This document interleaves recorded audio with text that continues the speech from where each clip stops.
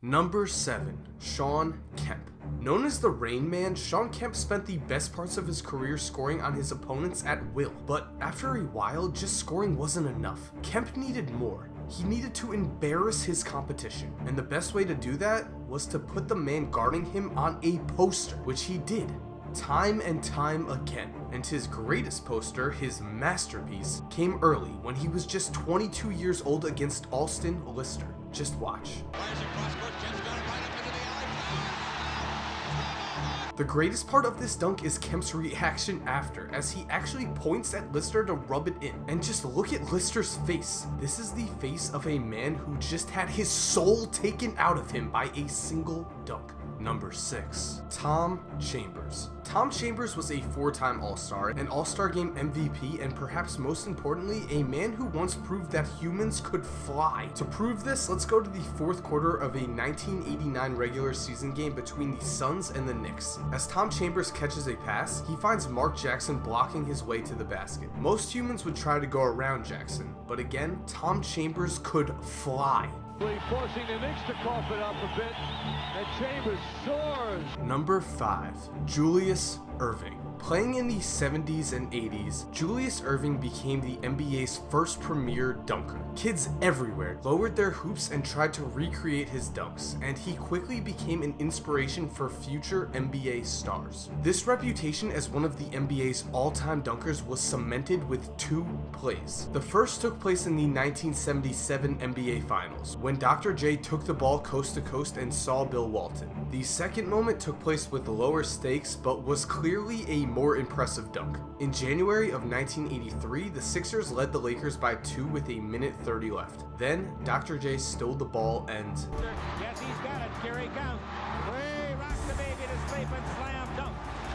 And the doctor made a sensational play. This dunk over Michael Cooper would later be known as the Rock the Baby dunk, Dr. J's signature moment in a Hall of Fame career. Number 4. Michael Jordan. Patrick Ewing was an All-American, an All-Star, and is in the Hall of Fame. By all accounts, he is one of the NBA's great players. He also proved to be one of the NBA's great practice dummies for poster dunks. With that said, Michael Jordan spent a lot of his career putting players onto posters, so the two were a perfect match.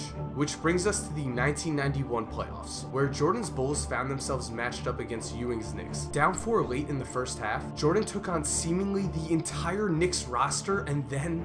On the drive, in for the left, gets chased into the corner, comes right back, shot! Through the foul! Wow! After the dunk, Jordan would tell Patrick, "Georgetown guys don't block shots. All they do is take charges." Number 3. Scottie Pippen. Like I said, Patrick Ewing spent a lot of time on posters, so it's no surprise to find him on this list again, this time at the hands of Scottie Pippen. Playing in his first NBA playoffs without Jordan, Pippen was a man on a mission to prove himself to the league, and in Game 6 of the 1994 Eastern Conference Finals against the Knicks, he got his chance. With the Bulls in pursuit of a Game 7, Pippen put an exclamation point on a late Bulls lead with this play.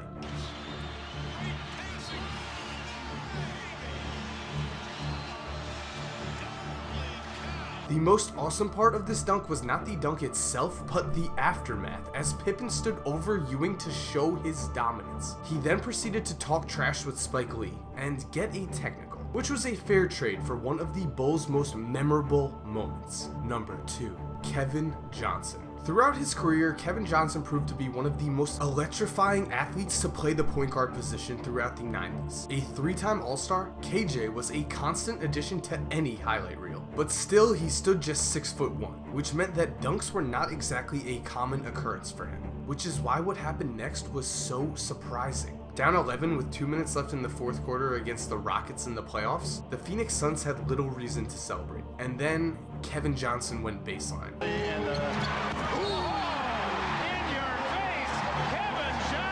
Yes, the 6'1" KJ threw down over the 6'11" Hakeem, a dunk that marked a victory for small players everywhere. And number 1, Vince Carter. It is said that every man has a purpose in life, a reason that he was created to walk the earth. If that's true, then Vince Carter's purpose in life was to dunk on people's faces, or more specifically, NBA stars' faces. He dunked on Tim Duncan, he dunked on Alonzo Mourning, and he even dunked on Dikembe Mutombo. But his best dunk came not at the expense of an NBA star or even an NBA player, because against France in the 2000 Olympic Games, Vince Carter unleashed the greatest dunk in the history of basketball. With around 16 minutes left, the United States led by 15 points and were well on their way towards another win. But this game would not be remembered as just another United States win, because after a Gary Payton miss, France attempted to pass the ball up court when